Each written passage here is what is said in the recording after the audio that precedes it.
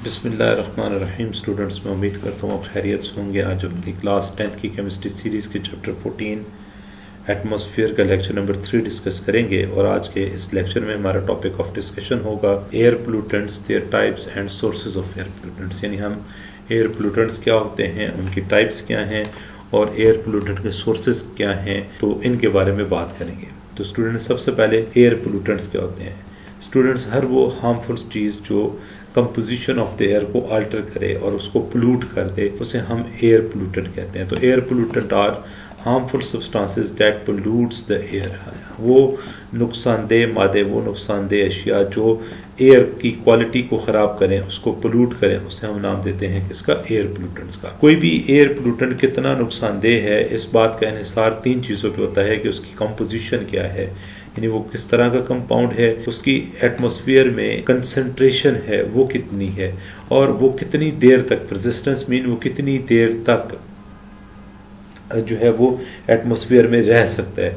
तो अब ये जो पोल्यूटेंट्स हैं ये वेदर पैटर्न को चेंज करते हैं, इनकी वजह से वेदर पैटर्न चेंज होते हैं, उनमें चेंजेस इंड्यूस होती हैं। गर्मियाँ बहुत ज़्यादा शदीद हो जाती हैं, सर्दियाँ बहुत ज़्यादा शदीद, यानी मौसम में शिद्दत आती है। मौसम जो है उनका पैटर्न चेंज होने का मतलब ये है कि पहले आपकी गर्मी जो है वो स्टार्ट होती थी मई में और फिर वो आके ख़त्म हो जाती थी मिड ऑफ द अक्टूबर में। अब आपकी गर्मियाँ स्टार्ट हो जाती हैं ऑलमोस्ट अप्रैल के स्टार्ट में, मार्च के एंड अप्रैल के स्टार्ट में, और फिर ये स्पैन चलता है और ऑलमोस्ट आपका अक्टूबर पूरा गुजर जाता है। समटाइम्स नवंबर का भी पहला हफ्ता गर्मी ही होती है। तो सर्दियां आपकी नवंबर में स्टार्ट होती थी, अब आपकी सर्दी सिर्फ 2 महीनों पे चली गई है। दिसंबर के एंड पे स्टार्ट होती है, जनवरी के एंड, ये फरवरी के पहले 10-15 दिनों में खत्म हो जाती है। तो वेदर पैटर्न चेंज होने का ये मतलब है। जब वेदर पैटर्न चेंज होते हैं तो ये ह्यूमन लाइफ को इफेक्ट करते हैं, प्लांट्स और क्रॉप्स को इफेक्ट करते हैं। जैसे हमारे यहाँ जो गंदम की कटाई का मौसम होता है उसमें बहुत शदीद बारिश हो जाती है, ओले बरस जाते हैं, फसल खराब हो जाती है। तो ये सारी चीज़ें किस वजह से हो रही है, ये एयर पोल्यूशन की वजह से हो रही है। और ये पोल्यूटेंट्स जो हैं वो जब हवा में जाते हैं अकोमोडेट होते हैं, तो डिफरेंट फिनोमेनाज हैं जिन्हें हम अपने लेक्चर्स में डिस्कस करेंगे, वो हैपन होते हैं। उन फिनोमेनाज की वजह से वेदर पैटर्न चेंज होते हैं और जो ह्यूमन हेल्थ है वो भी इफेक्ट होती है, और हमारे जो क्रॉप्स और प्लांट पैटर्न्स है वो भी डिस्टर्ब होते हैं। अब जी हमारे पास जो एयर पोल्यूटेंट्स हैं ये कितनी तरह के होते हैं, तो 2 तरह के एयर पोल्यूटेंट्स हैं। एक होते हैं प्राइमरी एयर पोल्यूटेंट्स और एक होते हैं सेकेंडरी एयर पोल्यूटेंट्स। वो एयर पोल्यूटेंट्स जो फॉसिल फ्यूल्स की बर्निंग से या ऑर्गेनिक मैटर की डीके से, यानी जब हम गाड़ियों के अंदर पेट्रोल को, डीजल को, मिट्टी के तेल को या बाकी सुई गैस को इस्तेमाल करते हैं, मतलब जितने भी फॉसिल फ्यूल्स हैं इनको जब हम इस्तेमाल करते हैं तो इनकी बर्निंग से या जो ऑर्गेनिक मटेरियल है जो हमारे पास लिविंग ऑर्गेनिज्म है, इनके जब डिकम्पोजिशन होती है उससे हमारे पास जो पोल्यूटेंट्स बनते हैं, या जो वोल्केनिक एरप्शंस होती हैं, फॉरेस्ट फायर्स होती हैं, इनसे जो हमारे पास पोल्यूटेंट्स आते हैं उन पोल्यूटेंट्स को हम प्राइमरी, तो इन पोल्यूटेंट्स को स्टूडेंट हम, तो ऐसे पोल्यूटेंट्स को स्टूडेंट हम प्राइमरी एयर पोल्यूटेंट्स का नाम देते हैं। इनमें ऑक्साइड्स ऑफ कार्बन आते हैं, यानी कार्बन के 2 ऑक्साइड्स हैं, कार्बन मोनोऑक्साइड एंड डाइऑक्साइड, वो प्राइमरी एयर पोल्यूटेंट है। ऑक्साइड्स ऑफ नाइट्रोजन, नाइट्रोजन के 2 ऑक्साइड हैं, नाइट्रोजन ऑक्साइड, नाइट्रस ऑक्साइड और नाइट्रोजन डाइऑक्साइड या नाइट्रिक ऑक्साइड जिसे हम कहते हैं वो। देन ऑक्साइड्स ऑफ सल्फर, यानी सल्फर डाइऑक्साइड और सल्फर ट्राइऑक्साइड। इस तरह हाइड्रोकार्बन्स लाइक मीथेन, अमोनिया और आपके पास फ्लोरीन के कंपाउंड्स, ये सारे एग्जांपल्स हैं किसकी, प्राइमरी एयर पोल्यूटेंट्स की। ये जो प्राइमरी एयर पोल्यूटेंट्स हैं जब ये एटमॉस्फेयर में जाते हैं तो वहाँ पर इनके रिएक्शंस होते हैं, और उन रिएक्शंस के नतीजे में जो पोल्यूटेंट्स बनते हैं उन्हें हम सेकेंडरी एयर पोल्यूटेंट्स का नाम देते हैं। इनमें सबसे कॉमन आपके पास सल्फ्यूरिक एसिड, नाइट्रिक एसिड है, कार्बोनिक एसिड है, ओजोन है और पर एसिटाइल नाइट्रेट है। नेक्स्ट हमारे पास है sources and effects of oxides of carbon. तो different sources of oxides of carbon क्या है, तो नेचुरली जो ऑक्साइड्स ऑफ कार्बन है वो आपके पास वोल्केनिक एरप्शन, यानी आतिशफशां जब फटते हैं उससे, फॉरेस्ट फायर जब जंगल में आग लगती है बड़े पैमाने पे उससे, और डिकम्पोजिशन ऑफ ऑर्गेनिक मैटर, यानी जो लिविंग ऑर्गेनिज्म मर जाते हैं, प्लांट्स, एनिमल्स, इनकी जब डिकम्पोजिशन होती है, इनकी जब तोड़ फोड़ होती है, बैक्टीरिया और फंजाई जब इनको डाइजेस्ट करते हैं, तो इस प्रोसेस के दौरान ये ऑक्साइड्स ऑफ कार्बन बनते हैं।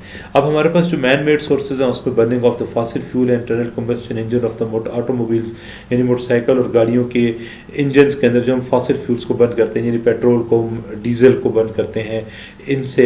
इसके अलावा जो आपके पास किल्न ऑफ द इंडस्ट्रीज हैं, जो आपके पास कारखानों की चिमनियाँ हैं, वहाँ से निकलने वाला धुआं, और जब हम लकड़ी को ओपन एयर में या किसी भी चीज़ को ओपन एयर में जलाते हैं तो उससे ये ऑक्साइड्स ऑफ कार्बन प्रोड्यूस होते हैं। अब ये जो ऑक्साइड्स ऑफ कार्बन है, इनमें खास तौर पे कार्बन मोनोऑक्साइड की अगर हम बात करें तो ये पॉइजनस गैस है, आपके पास इरिटेशन काज करती है, आपकी जो ब्लड में जो ऑक्सीजन कैरिंग प्रोटीन है हीमोग्लोबिन, उसके साथ बॉन्ड बना लेती है और ब्लड की ऑक्सीजन कैरिंग कैपेसिटी को कम कर देती है।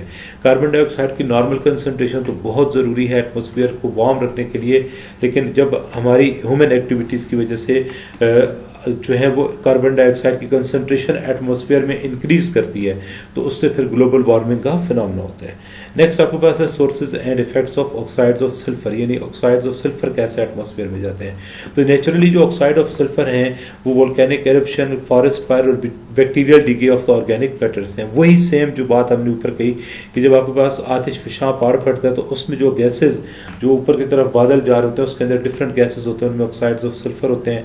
जब जंगल में आग लगती है तो आपके पास ऑक्साइड्स ऑफ सल्फर बनते हैं, और जब bacterial decay of organic matter होता है तो उससे भी आपके पास क्या बनता है। Bacterial decay of organic matter का मतलब है कि जब आपके पास लिविंग ऑर्गेनिजम्स की डेथ होती है तो बैक्टीरिया जब उनके ऊपर फीड करते हैं और उनको डाइजेस्ट करके अपनी बॉडी में लेके जाते हैं, यानी डिकम्पोजिशन कर रहे होते हैं, उनको तोड़ देते हैं, तो उस वक्त आपके पास ऑक्साइड्स ऑफ सल्फर बनते हैं। एंथ्रोपोजेनिक जो मैन मेड कॉजेज में बर्निंग ऑफ फॉसिल फ्यूल्स है जो हम इंडस्ट्रीज में और ऑटोमोबाइल्स में इस्तेमाल करते हैं। तो आप देखें जितने भी ऑक्साइड्स हैं, ये जितने भी जो सोर्सेज ऑफ ऑक्साइड्स हैं, चाहे वो सल्फर के हैं, चाहे वो कार्बन के हैं, आगे हम नाइट्रोजन के पढ़ेंगे, उन सब में नेचुरली अगर हम बात करेंगे तो वोल्केनिक एरप्शन या वोल्केनिक गैसेस होंगी, फॉरेस्ट फायर होगी और decay of the organic matter होगा। और अगर हम मैन मेड सोर्सेज की बात करेंगे तो उस वक्त आपके पास इंटरनल कंबस्शन इंजन यानी गाड़ियों और मोटरसाइकिलों के अंदर, रिक्शों के अंदर जो फ्यूल का बर्न करना है फॉसिल फ्यूल का, इससे एयर पोल्यूशन कॉज होती है, या इसी फ्यूल को जब हम इंडस्ट्रीज में इस्तेमाल करते हैं तो वो एयर पोल्यूशन का सबब बनती है। Harmful effects of SO2 gas यानी सल्फर डाइऑक्साइड गैस के जो है वो हार्मफुल इफेक्ट्स हैं। तो कलरलेस गैस है, इसकी इरिटेटिंग स्मेल होती है, इरिटेटिंग मतलब ना खुशगवार जो है ना वो बदबू रखती है। ये सफोकेशन काज करती है, यानी दम घुटता है, इरिटेशन पैदा करती है, तबीयत में बेचैनी लेके आती है। ऐसे पेशेंट्स की जो अस्थमेटिक होते हैं यानी जिनको दमे का मसला होता है, अस्थमा के पेशेंट होते हैं। अब ये जो सल्फर डाइऑक्साइड है ये एटमॉस्फेयर में जाके वाटर से रिएक्ट करती है, वाटर वेपर से, और सल्फ्यूरिक एसिड में कन्वर्ट हो जाती है, जो फिर बारिश के पानी के साथ वो एसिड जब जमीन पे आता है तो वो बिल्डिंग्स को और वेजिटेशन को यानी प्लांट्स वगैरह को, आपके प्लांट्स और जो आपकी क्रॉप्स हैं उनको इफेक्ट करता है।